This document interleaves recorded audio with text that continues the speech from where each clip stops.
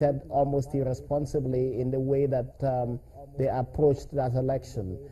Certainly, when you look at the performance of the security services, there was also a lot of lapses in terms of deployment of adequate personnel across the state. The rhetorics and indeed even the actions of the political parties that led to massive violence was not sufficiently addressed, even if this was anticipated. With INEC, of course, there were challenges, and INEC's explanation for these challenges emanates from its own statements about the failure of security to adequately cover the entire field. And it was really very sad to see the deaths that occurred in Rivers, particularly of the youth corps member who died. Very sad incident and really not a very good advertisement for elections at all. It's good that the Rivers rerun election, the conduct of that election is on pause. We do not know when INEC will go ahead to conduct the suspended exercise in some areas. But then one will be wondering how useful some of the recommendations made today in making sure that a very bad outing of INEC and the security operatives, based on what we saw, will be corrected ahead of a new date. Well, certainly we identified failure of security as a major challenge, not necessarily or entirely failure of INEC, but mostly failure of security and failure of the political leaders and parties in Rivers State to conduct themselves in accordance with the law and to avoid violence. But one of the recommendations coming from this is the need to pursue aggressively the setting up of the Electoral Offences Commission. We do believe, as the INEC chairman stated in his address, that no country's democracy survives when you have people commit electoral offenses and get away with it. If you notice in Rivers State, there was hardly any conversation about card readers. There was hardly any conversation about permanent voters' cards. All that the parties were interested in doing is going into the field, perpetrate violence, seize the collation and announcement of results process, announce the results, and damn the consequences. We think that Rivers State was a major drawback to the gains and successes of the 2015 general elections. And unless we do have a commission in place and a system of bringing people to account for violations of electoral law, we will make no progress with development of the electoral system in this country. And we should take very seriously the institution of a commission or a mechanism to bring people to account for electoral offenses. It's interesting that the Electoral Offences Commission and a major court to try electoral offenders. But when we look at it, how fast can that happen, and what are the modalities INEC need to look into, considering that politicians will be involved in making sure that a law is passed, in making sure that Electoral Offences Commission is being established, considering the fact that recommendations of past committees, the Lewu Committee, the Justice Awards Committee, have never been implemented? Well, if we look back to the setting up of the Ways Committee, we know that it was set up by former President Yar'Adua, who, recognizing even the failings of elections that brought him to power, decided to set up the Electoral Reform Committee. And they came up with, that committee headed by former Chief Justice Ways, did come up with suggestions for improvements. Now, listening to President Buhari only a few weeks ago, or even days ago, he had admitted that there were challenges with the electoral process, and the commitment that he made publicly was that he would leave the electoral process better than he met it.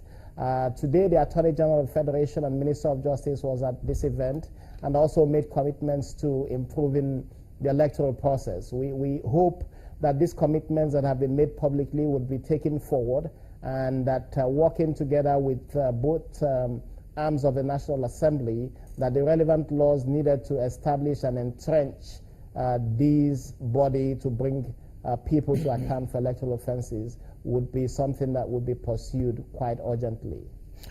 My concern here, Mr. Nwankwo, is the fact that for these kind of laws to happen, or some of these recommendations to be made, it probably will go through the parliament.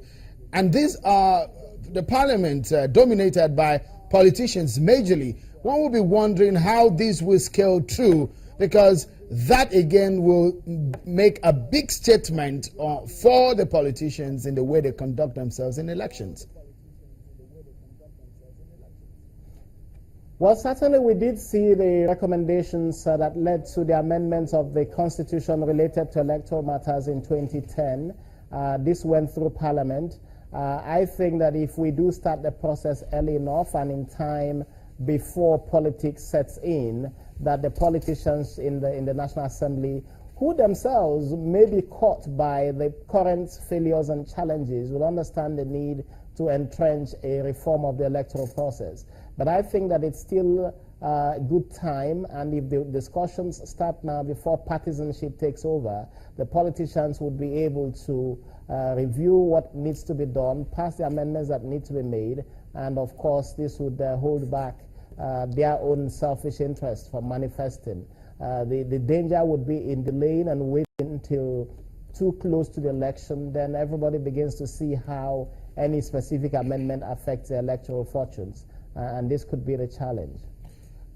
President Muhammadu Buhari did say last week that he failed, or he has failed, in ensuring successful elections in the past years. In the past year since he took over as president of the Federal Republic of Nigeria, mentioning Kogi election, Bayelsa election, and Rivers Uron election. Of course, we saw the magnitude of violence in that election.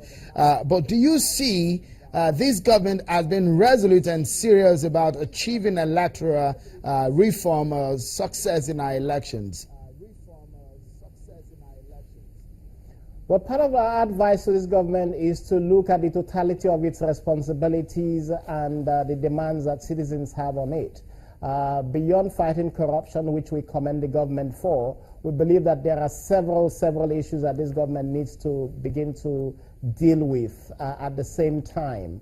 There are ministers of government, there are agencies of government, the National Assembly is there.